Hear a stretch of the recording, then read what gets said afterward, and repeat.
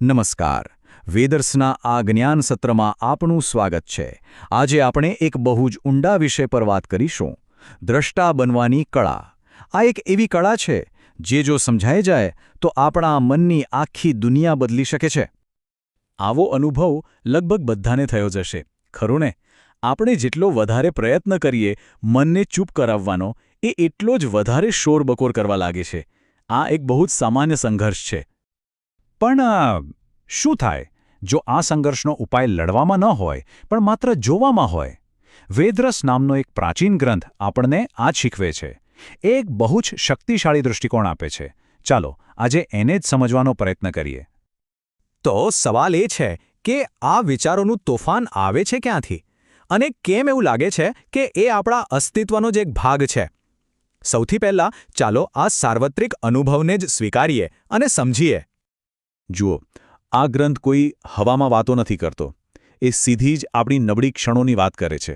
એવી ક્ષણો જ્યારે મનમાં ક્રોધની આગ ભભૂકી ઉઠે છે કે પછી કોઈ તીવ્ર ઈચ્છા આપણા પર હાવી થઈ જાય છે. ગ્રંથ સ્વીકારે છે કે હા, આવું થાય છે અને એ આપણા અનુભવનો એક ભાગ છે. તો પછી આ ગ્રંથ આનો ઉપાય શું બતાવે છે? કોઈ મંત્ર કે કોઈ ટ્રીક નહીં. એ વાત કરે છે આપણી ઓળખને જ બદલી નાખવાની, આપણા અંદર રહેલી દ્રષ્ટાની શક્તિને જગાડવાની. અને અહીંથી આખી વાત એકદમ રસપ્રદ બની જાય છે. ગ્રંથ કહે છે કે જે વિચાર આવે છે, ભલે ક્રોધનો હોય કે કામનાનો, એ વિચાર પોતે સમસ્યા નથી. તો પછી અસલી સમસ્યા છે શું? અસલી સમસ્યા છે એ વિચાર સાથે આપણું જોડાઈ જવું. આપણે એવું માની લઈએ છીએ કે હું જ ગુસ્સો છું, એવું નહીં કે મને ગુસ્સો આવી રહ્યો છે.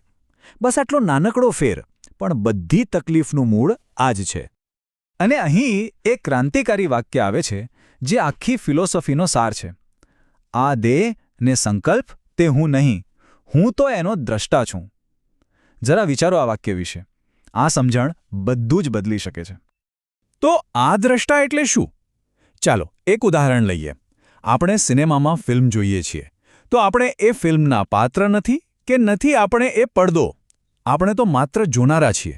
બસ દ્રષ્ટા એટલે એ જ આપણી અંદર રહેલી એક શાંત ચેતના જે જીવનની ફિલ્મને, મનના વિચારોને, શરીરની ક્રિયાઓને બસ જોયા કરે છે, કોઈ પણ પ્રકારના જજમેન્ટ વગર. સારું, તો આ બધી તો થિયરીની વાત થઈ, પણ આ દ્રષ્ટાભાવને જીવનમાં ઉતારવો કઈ રીતે? ચાલો ગ્રંથમાં બતાવેલી એક પદ્ધતિ જોઈએ જે ખાસ વિચારોને શાંત કરવા માટે છે. જ્યારે પણ મનમાં કોઈ તીવ્ર, અશાંત વિચાર આવે ત્યારે આ કરી શકાય. પહેલું પગલું, મનમાં કોઈ દિવ્ય સ્વરૂપની, જે આપણને ગમતું હોય એની કલ્પના કરો. બીજું, હવે એ સ્વરૂપ પર ધ્યાન લગાવો. એમના પગના નખથી લઈને માથાના વાળ સુધી ખૂબ પ્રેમથી, બારીકાઈથી એમને નિહાળો. અને ત્રીજું પગલું, બસ આ જ કરતા રહો.